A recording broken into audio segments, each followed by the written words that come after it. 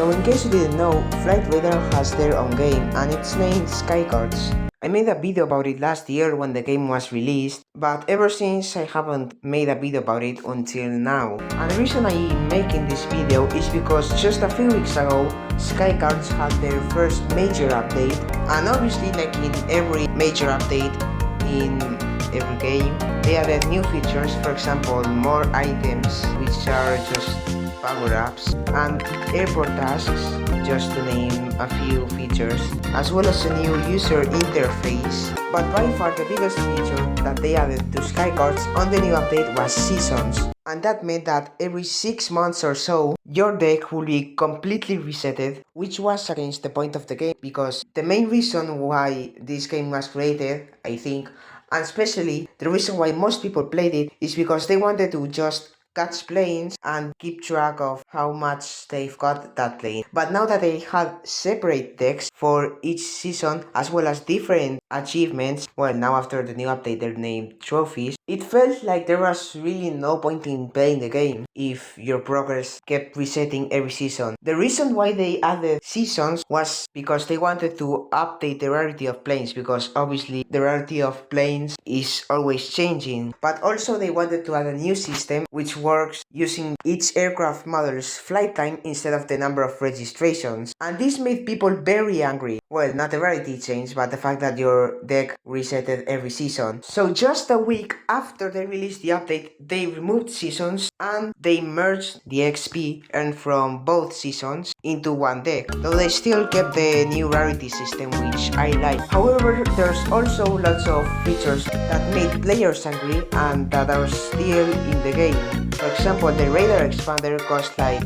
25 coins right now. And not only that, when you catch a plane and the catch is not perfect, you get penalized for it, so you get experience taken off.